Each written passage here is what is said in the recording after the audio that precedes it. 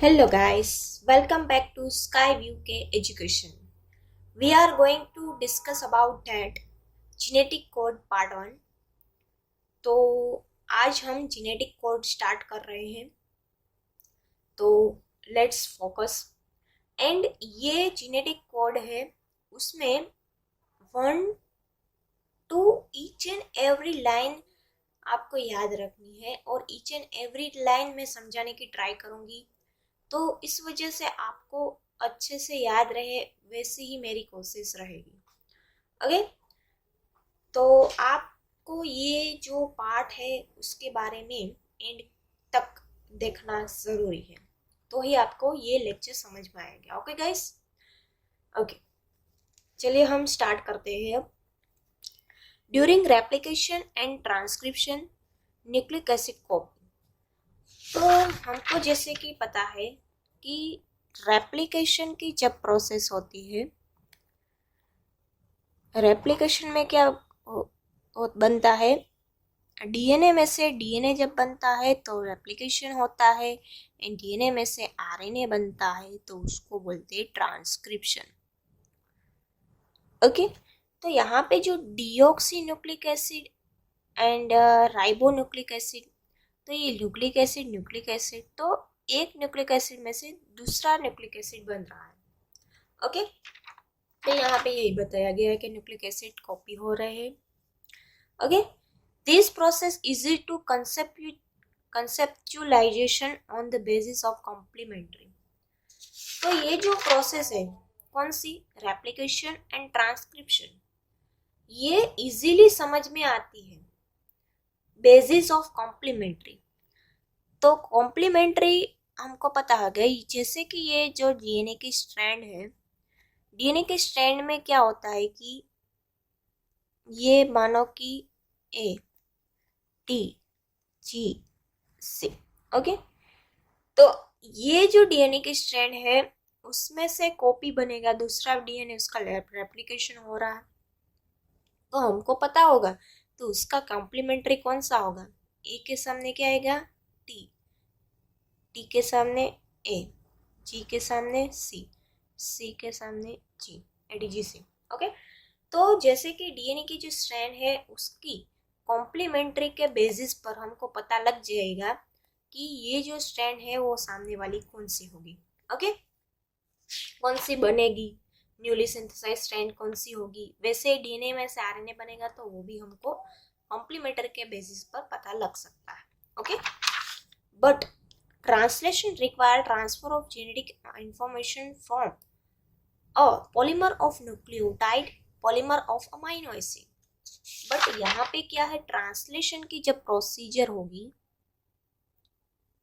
तो वहां पे क्या होगा, वहां पे होगा कि पॉलीमर ऑफ न्यूक्लियोटाइड्स में से बनेगा polymer of amino acid. Okay, तो यहाँ पे जो mRNA होगा उसमें से बनेगा प्रोटीन. ओके, mRNA में से बनेगा प्रोटीन. तो यहाँ पे जो न्यूक्लिक एसिड है उसमें से पॉलीमर ऑफ न्यूक्लिक एसिड हो गए. ओके, उसमें से बनेगा polymer of amino acid. Okay guys, but neither does any complementary exist between nucleotide and amino acid. तो यहाँ पे कॉम्प्लीमेंट्री जैसा कुछ दिखेगा ही नहीं, क्योंकि यहाँ पे क्या होगा कि जो न्यूक्लिक एसिड है उसमें से अमाइनो एसिड बनेगा, तो यहाँ पे कोई कॉम्प्लीमेंट्री बेसिस पे पता नहीं लगेगा, जैसे हमको रेप्लिकेशन एंड ट्रांसक्रिप्शन की प्रोसेस में पता चलता है. Okay, then there exists ample evidence change in amino acid, change in nucleic acid, change in amino acid. तो ये क्या लाइन बोल रही है कि न्यूक्लिक एसिड में चेंजेस आएगा तो अमाइनो एसिड में भी चेंजेस आएगा, अमाइनो एसिड में चेंजेस आएगा तो प्रोटीन में भी चेंजेस आएगा. क्यों ऐसा होगा, ये आपको मैं एक एग्जाम्पल दे के समझाती हूँ. जो सिकल सेल एनीमिया का डिजीज है, जेनेटिक डिसऑर्डर है ये, सिकल सेल एनीमिया में क्या होता है कि जो आरबीसी होते हैं वो ऐसे होते हैं, नॉर्मल जो आरबीसी होती है वो ऐसे होते हैं, ओके, ओवल टाइप शेप के। बट सिकल सेल एनीमिया में क्या होता है कि वो सिकल टाइप के बन जाते हैं आरबीसी। तो यहाँ पे आप देख सकते हो कि मैंने यहाँ पे जो डीएनए है सिकल सेल एनीमिया का जो क्या होता है उसके बारे में समझाने की ट्राई की। उसके जो डीएनए होता है उसमें नॉर्मली क्या होता है कि जी, फिर उसमें से आरएनए बना तो सीटीसी, और उसमें से जो प्रोटीन बनेगा वो ग्लूटामिक एसिड बनेगा। बट वहीं पे अगर म्यूटेशन हो गया, न्यूक्लिक एसिड में चेंजेस आ गया एक भी न्यूक्लियोटाइड में, तो वहां पे क्या होगा कि जी की जगह पे यहाँ पे टी आ गया, ओके, यहाँ पे टी आ गया डीएनए में। ये जब ये यहाँ से ट्रांसक्रिप्शन होगा, डीएनए में से आरएनए बनेगा, तो यहाँ पे बनेगा CUC और अमाइनो एसिड भी चेंज हो जाएगा और यहाँ पे बनेगा वेलाइन। तो यहाँ पे आप देख सकते हो कि एक न्यूक्लियोटाइड चेंज हुआ तो यहाँ पे हमको अमाइनो एसिड भी चेंज मिल रहा है, ओके। तो ऐसे जो न्यूक्लिक एसिड में एक न्यूक्लियोटाइड चेंज होगा तो उसमें से mRNA भी चेंज होगा, आरएनए में से प्रोटीन भी चेंज बनेगा, okay. Then this led to proposition of genetic code that could direct the sequence of amino acid during the synthesis of protein. This led to proposition of genetic code that could direct the sequence of amino acid during the synthesis of protein. तो यहाँ पे क्या है कि जो genetic code है वो genetic code की वजह से ही डायरेक्ट बनेगा amino acid during protein synthesis की प्रोसीजर में।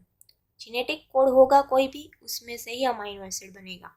ट्रांसलेशन की प्रोसीजर की बात हो रही है हाँ यहाँ पे, okay. Then biochemical nature of genetic material and structure of DNA was very exciting. तो जो बायोकेमिकल नेचर है genetic material and structure of DNA वो बहुत ही एक्साइटिंग है। बट जेनेटिक कोड लिखा गया है, sorry, genetic code were most challenging. But वहाँ पे जब जेनेटिक कोड की बात आती है वो बहुत ही समझना थोड़ा सा चैलेंजिंग है। तो उसके लिए बहुत सारे साइंटिस्ट इकट्ठे हुए, scientist from several discipline. Scientist आए अलग अलग जगह पे से, अलग अलग टैग लेके अपने। फिजिसिस्ट आए, ऑर्गेनिक केमिस्ट्रिस्ट आए, बायोकेमिस्ट्रिस्ट आए, जेनेटिसिस्ट आए। देन उसमें से एक साइंटिस्ट ने बताया, क्या बताया, कौन सा साइंटिस्ट आया, ग्रिगोर गेम्यू नाम की जो साइंटिस्ट है, जी, उसने क्या किया, फिजिसिस्ट थे, उसने बोला who argue that since there are only 4 bases and if they have 4 to code for 20 amino acid the code could constitute a combination। तो यहाँ पे क्या बोला गया, ये साइंटिस्ट ने क्या बोला कि यहाँ पे तो बेस तो 4 ही है और अमाइनो एसिड तो 20 है। तो 4 बेसिस मीन्स ATGC, यहाँ पे ATGC जो है वो 4 है और सामने जो अमाइनो एसिड है वो टोटल 20 है। तो यहाँ पे 4 बेसिस में से 20 अमाइनो एसिड कैसे बन रहे होंगे। तो यहाँ पे जो एक बेस है उसमें से एक अमाइनो एसिड बनेगा, दूसरे में से दूसरा, तीसरे में से तीसरा, तो 4 ही अमाइनो एसिड बनने चाहिए। बट यहाँ पे ऐसा नहीं हो रहा है, यहाँ पे 20 अमाइनो एसिड बन रहे हैं, ओके। तो यहाँ पे उसने बोला कि यहाँ पे जो कोड होगा जेनेटिक मटेरियल का, जो कोड होगा वो कॉम्बिनेशन में होना चाहिए, ओके। तो he suggest 20 amino acid the code should be made up of 3 nucleotide। तो जो कोड होगा वो ATGC, वो 3 बेसिस पे 3 न्यूक्लियोटाइड इकट्ठे होके और कॉम्बिनेशन में होगा। ATGC ये एक कोड हुआ, TGC ये एक कोड हुआ, ये एक कोड में से एक अमाइनो एसिड बनेगा, ये एक कॉम्बिनेशन में से एक अमाइनो एसिड बनेगा। तो ऐसे होगा। ओके, तो 20 amino acid, the code should be made up of 3 nucleotide. तो यहाँ पे एक दिया गया है कि 4 की पावर 3, 4 इंटू 4 इंटू 4, तो 64 कोडॉन्स आएंगे। 4 बेसिस और 4 बेसिस, 4 की पावर 3 किया गया तो 64 कोडन मिले। और ये जो कोड है वो तो ज़्यादा है, एक्सपेक्टेशन से भी ज़्यादा, क्योंकि हमारे पास तो 20 अमाइनो एसिड ही थे, 20 अमाइनो एसिड थे, तो उससे ज़्यादा तो हमको कोडन मिल गए। ओके गाइस, तो आई होप सो कि आपको यहाँ तक समझ में आया। अगर आपको समझ में आया है तो प्लीज़ इसको लाइक शेयर और सब्सक्राइब कीजिए एंड अपने फ्रेंड्स के साथ शेयर भी कीजिए। ओके गाइस, ओके, तो हम दूसरा जो पार्ट है आगे का वो बाद में डिस्कस करेंगे। अब आगे डिस्कस करेंगे नेक्स्ट लेक्चर में। ओके, तो आपको ये नेक्स्ट लेक्चर भी कंटिन्यू देखना पड़ेगा। Okay guys, thank you for watching.